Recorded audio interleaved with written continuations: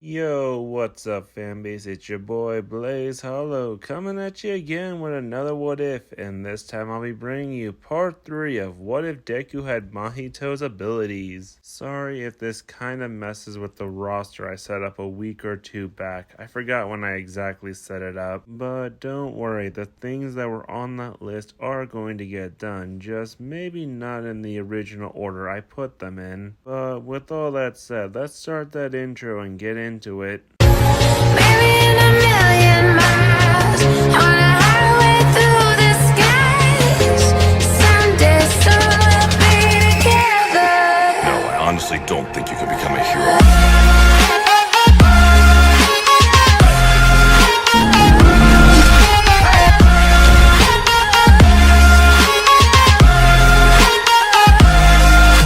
9 months and 3 weeks have passed as we find Izuku practicing with his abilities in a junkyard, slicing through a refrigerator with his own claws like it was butter. Cracking his neck a little bit, he hears someone trying to get his attention as he turns around to see Toga, along with a man that seemed to be made out of blackish purple smoke with a metal neck guard as he was wearing a butler's outfit. Izuku raised an eyebrow. Who exactly is this? Toga skipped over to Izuku with a smile on her face. I don't know him, but his boss seems to be recruiting a bunch of upcoming villains, so they were trying to get me to join, only for me to bring you up. Izuku was just annoyed, knowing that he had to probably get rid of this guy. I keep on telling you if you're gonna bring people to make sure I'm aware of it first. Toga just shrugged her shoulders a little bit. I'm sure that you can handle this. A smoke-covered man coughed a little bit, trying to get their attention. I am not here to cause any issues. I didn't even know that you existed, but according to your ally here, you're supposed to be very powerful, sir. If you would give my boss a chance to meet you, he can explain the offer that he has, and you might just be surprised. Izuku put a hand to his chin as he was thinking about it for a minute. Who are you? And if I may ask, the other people that we'll be meeting with are villains, right? Or at least some people that are ready to do some questionable things. The man did a polite bow. Oh right, my name is Kurogiri, a representative of the League of Villains. And yes, the others would be fellow villains or inspiring villains. Since I don't seem to recognize you from any stories or whispers on the street, you must also be an up-and-comer.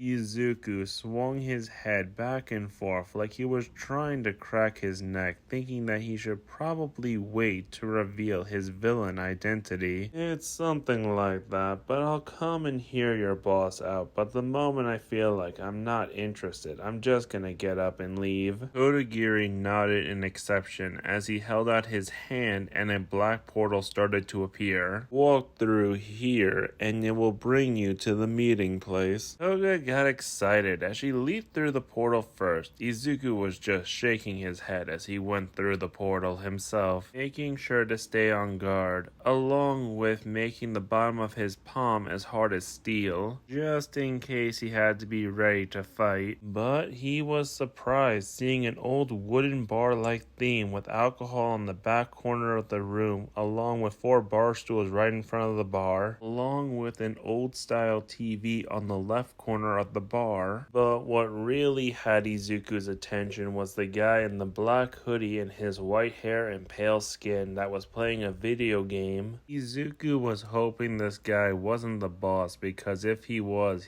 ready to leave right now. Who are you? Are you just another person applying for this supposed job? The white-haired man was annoyed, especially when his gaming device decided to make a deaf noise, which aggravated him. God damn it, you distracted me. Now I have to start that entire level all over again. Shouldn't you exactly know to wait to be addressed instead of just talking for yourself? Izuku was annoyed. I don't care about your game. Are you the boss or not? The guy was also annoyed as he was scratching at his neck. My name is Shigaraki. I'm the one who gets to decide if you work with us or not. Izuku looked at this guy and realized that he was very immature and focused focused more about games and seemed to be easily triggered and just did not want to deal with him to begin with. If your boss is not going to reveal himself, then I'm not interested. Trust me when I tell you I could possibly kill All Might with just a touch of my hand.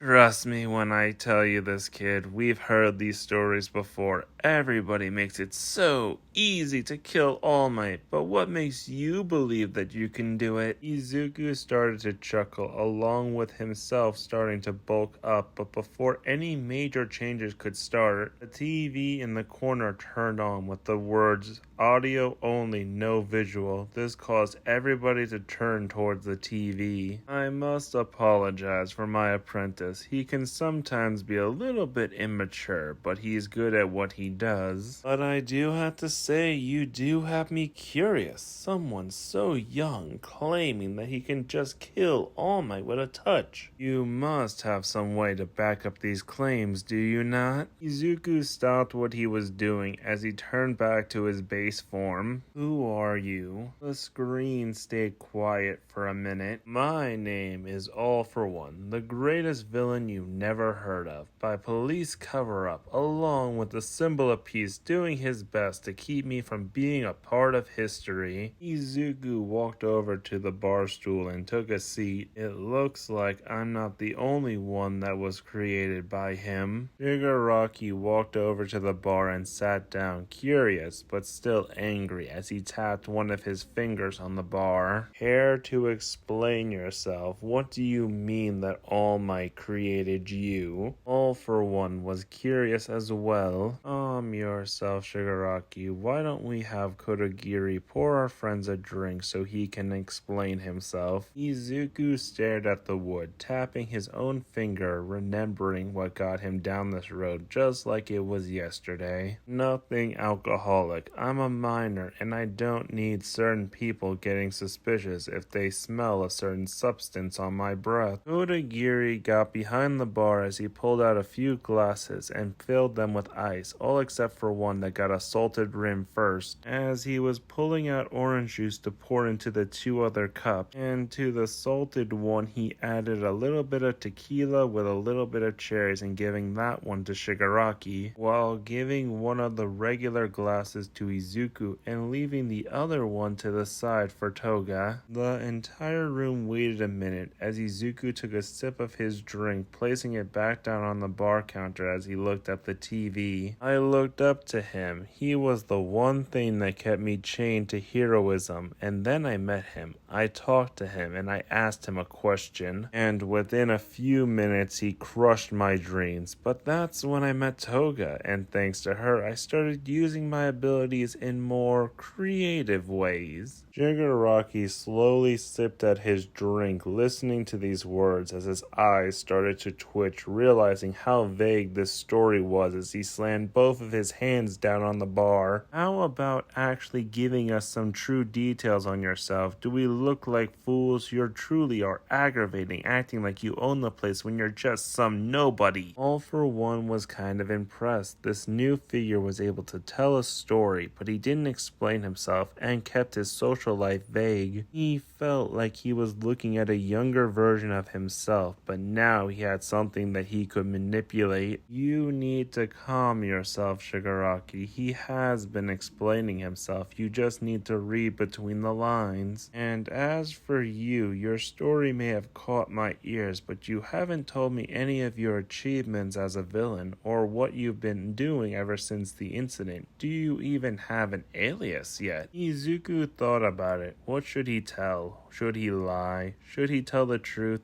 Should he reveal himself? Izuku looked over at Toga, who sat right beside him, carelessly sipping at her OJ, so he then decided to give out a little bit of information. You know about that small hero agency that went under a few months back? All For One was trying to remember as he quickly typed away at one of the nearby computers, finding out that the incident seemed to be a case that was never actually actually saw, but there was a name spray painted on the broken building. Oh, I see now. This is even more interesting than I thought. You are definitely someone of high importance to the media nowadays. Izuku remembered the incident, the screams, the lies, and even more of his faith in the system crumbling. It's so sad how the title of hero can also be used for smugglers who lie. It's quite sad to tell people. All for One wanted to test the boy's ego. So, how many have you killed? Izuku was sipping on his drink a little bit more as he seemed to be looking around the room a little bit, hazy but focused as he finished his drink, holding it out in his hand but not putting it down. I don't kiss and tell. All for One nodded in his chair, almost wishing that he was there in person, but it was probably best for him to stay hidden for now, allowing the silence from behind the screen meet the air and unsettle them a little bit. That's fair. We did just meet, so why don't I just ask you a question? How do you feel about the idea of being a spy for me in a hero school? Izuku raised an eyebrow thinking about that. He knew he wanted to go to UA at one point. It was once when he wanted to be a hero. There was the time during his crime spree that he wanted to go there just so he could ruin the future heroes, but he just chose not to. Just him thinking about it made him smirk, along with something inside of him very excited. Taking a few deep breaths to pull himself back together, he just had a big cheeky smile on his face. That all depends. What's in it for me? Shigaraki finally had enough, causing the stool to fall backwards as he stood there, reaching out to grab Izuku, only to have his wrist grabbed and it felt like it was being crushed in a metal vice. Izuku stared at him with cold, dead eyes as he flipped Shigaraki onto his back, getting ready to stomp on his face. But that's when the TV could be heard making noise. It wasn't that of rage or excitement. It was clapping, confusing Izuku, holding his foot right above Shigaraki's face, watching his victim on the ground from the surprise attack. Why are you clapping, All for One? I just made your apprentice look like a fool. I'm amused. There aren't many villains nowadays like you. The fact that you've been able to keep your face out of the media, along with being so young, means that you have a lot to learn from the League. If you're willing to be our spy, I'd be willing to let you take the first shot at All Might once our attack starts. Shigaraki's head was still spinning as his back was aching, but the one thing that caught his ear was this rando was going to get the first shot at the symbol of peace just before he could. You can't do that, Master. We already have something to deal with All Might. We don't need to cater to this rando. Izuku shook his head as he just put his foot down instead of slamming it into Shigaraki's face. My alias is the Maker. If you don't know who that is, maybe you should start watching the news. Shigaraki was shocked while slowly getting up, but also crawling backwards a little bit to put some space between the both of them. That can't be true. You're that new upstart? Finally getting to his feet and trying to think about something that could test to see if Izuku was truly telling the truth or lying. There's a rumor saying that the heroes had you cornered a few weeks back, and you turned that hero inside out and left him hanging from a light post right in front of the police station. Is that true? Izuku was about to say something on that, but that's when his vision blurred and he reeled his head back for a few seconds as he just had a smile on his face. Leaning up against the bar, he then had this new smug aura to him, like something changed. Of course it's true. The guy thought that he was going to become one of those big shots. He said that I was going to be the reason his entire career turned around, saying he caught the Maker. And as he was boasting that, I busted his teeth open, so I thought it would then be fun to peel back his skin. No, just trying a little bit of reverse surgery as he wailed out in front of me, telling me to put his skin back. So I thought I should leave him as a message to the boys in blue, so I hung him in in front of the lamppost right next to the front door of the police station, and I made sure that they saw his body in full. Their horrified faces said it all. It was glorious. Oga had sparkles in her eyes, loving seeing her bloody prince in his truest form. It's only one of the few things that you've done. I always get so excited when you're getting ready to kill Izu. Izuku looked at her and just rolled his eyes, leaning his head all the way back to look at the bartender. I'll take a Chardonnay on the rocks. Make sure it's stirred, not shaken. Kurogiri took a few steps back, a little bit surprised by the change in tone, seeing a little bit of his twisted nature spiraling in the eyes. Right away, sir. All for One was very intrigued by this tone shift, wondering what triggered it, but he wanted to see if he could put this to good use for himself. So then, Maker, do we have a deal? I allow you to take a shot at the symbol of peace, and all you have to do is give me info on people in your class, and if possible, some of the information on the teaching staff there at UA. It all just depends on what you're able to get your hands on.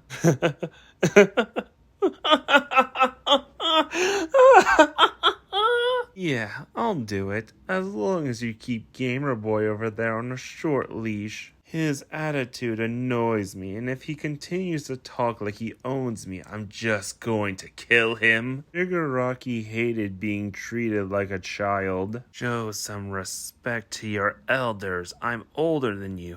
I have more experience than you.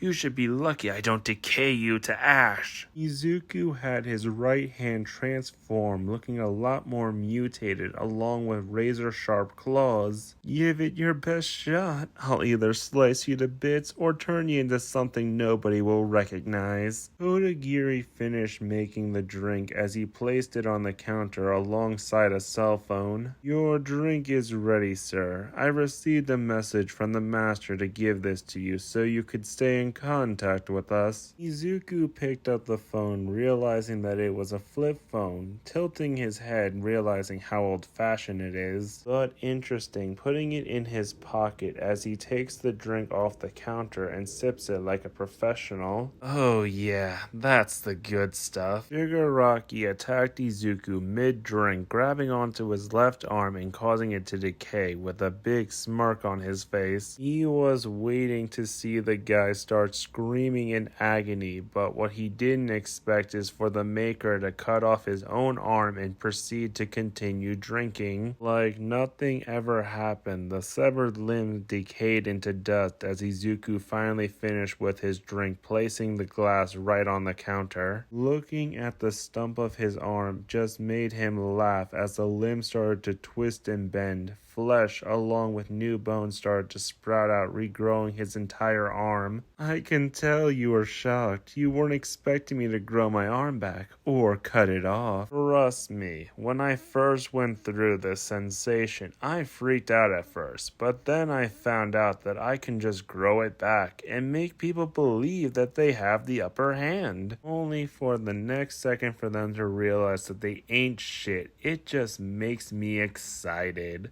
Before anyone could move or say anything, the gap between Izuku and Shigaraki was closed so quickly. Izuku uses his monster-like arm to slash deeply into the chest cavity of Shigaraki, then kicks him into one of the booths on the opposite side of the bar. The sound of crashing and broken wood could be heard, only for them to then hear whimperings and groans, allowing everybody to know that Shigaraki was still alive. What's the matter, Mr. Gamer? You were talking like you were going to teach me a lesson, and I've already basically killed you with 2 attacks. So get up, strike me, fight me, give me a hug. Kurogiri put a portal right in front of Izuku, ready to send him away just in case he continues his attack. Please, no more violence within the bar. It seems like your business with the master is already done, and we do apologize for his apprentice upsetting you. We hope this does not change your mind on the agreement. Izuku looked towards the TV. Don't worry, I was planning to mess with UA one way or another. You guys give me a reason to, but I swear, if that white-haired fool tries to pull up on me like that again, he's going to die. All for One was impressed to see how many different ways the Maker could use his abilities, from healing to transforming to even enhancement. His curiosity had no bound on what type of quirk the Maker truly had. I completely understand, and I do appreciate you not killing him outright. I promise you, the next time that we talk, he will have better manners. Izuku changed his arm back to normal as he started to shake his head, almost like he was hearing some kind of white noise, but then stopped as the aura to the area started to calm down. Well, I appreciate this talk, but can you please send us back to where you found me? I have things I need to do. I'll report in the moment I get into UA. Of course. Have a great day, Maker, and I do wish you the best results on your exam. Kurogiri used the portal that he had out to send them both back to the junkyard, and once it was closed, he looked towards the TV. Master, are you sure we can trust them? Of course not. The boy's a little bit of a loose cannon, and I noticed that he had a tone shift a little bit too much during our conversation. I don't know much about him, but he is definitely a fascinating specimen. Should I get the young master to the doctor so he can seal up those injuries and possibly learn something from them? Make sure to let him know the moment that he's fully stitched up that I will be having a conversation with him about patience. Very well, master. We cut back to Izuku and Toga, who were exiting the junkyard. Izuku was looking over his new arm, making sure it didn't show anything different from his old one, as Toga grabbed onto the arm and just held it close to her body. It's fine, no one's going to be able to tell the difference. Even I can't tell that's a new arm. Izuku smiled, enjoying her carefree nature and how warm her body felt on his arm. I guess that's true, but there's a lot of things that we gotta be careful about. I don't trust these guys. I don't think one of them likes you already, but the true boss man definitely has you on his radar now. Should we not take the job? No, we can still take it. It just means that if they are going to become a problem in the future or no longer useful, I'm going to have some new tallies to add to my body count. Toga got a smile that went ear to ear, just thinking about all the blood that would be shed when she finally thought about something. Hey, do you think we should try to be in different classes for UA, or should we just stick together? Izuku thought about it, seeing the pros and cons for both ideas, but part of him wanted to be a little bit selfish, not wanting Toga in a different class from him. I think it would be best for us to stick together. Besides, we don't know if the classes would ever work together or have different curriculums. True, plus I wouldn't want to be too far away from you. Just try not to be too jealous when the other guys get interested in me. You're gonna have to hold yourself back from your temper. You know, you make it seem like we're dating. We're just friends. Now, unless you're gonna try to imply something to me. Toga giggled, knowing that her prince was teasing her. Even though their relationship wasn't official, neither of them asking each other out. She was just waiting for him to ask her out. Maybe I am, maybe I'm not, but since you're bringing it up, it's almost like you're implying something. I don't know what you mean, but I was told by my mom to ask you if you wanted to join us for dinner tonight. Toga jumped for joy because she loved Inko's cooking. It had a certain taste that she could never find anywhere else. I would love to. I need to talk to your mom about her cooking style. I keep on trying to replicate it at home, but it's just not the same. Good luck. I keep on trying to ask my mom on how she does it too. She said that she'll tell me when I'm older, but mainly because she says only a parent could understand, but I think it's just her way of making an excuse. Toga started to skip ahead, wanting to get to his place quicker so she can get to sample the yummy food. Well, what are we waiting for? Knowing her, she probably already started cooking. We don't want it to get cold. Izuku watched as she went on ahead as he quickly pulled out his regular phone and texted his mom. Toga wanted to join us for dinner. I hope that's okay. Inko saw the the text message as she was starting to get dinner ready for them with a big smile on her face and replied as soon as possible, "Of course it's okay, she's such a darling. Are you sure you're not more than friends? I see how you act with her, sweetie." Izuku blushed a little bit as he texted her back, "It's not like that, Mom. We're just friends, and thank you for allowing her to come over for dinner." Toga was getting impatient, so she walked back and grabbed her friend and started dragging him along so he would move faster. Come on, you're moving way too slow for my liking right now." Izuku was enjoying this entire experience. Most people would find it annoying or someone being too pushy, but to him, she gave him so much joy. Alright, if you're not careful, you're going to tear off my shirt. But that's where I'm going to leave it off this time, guys. I hope you enjoyed the video. Drop a comment down below, leave a like, and with all that said, I'm out this time, guys. Bye!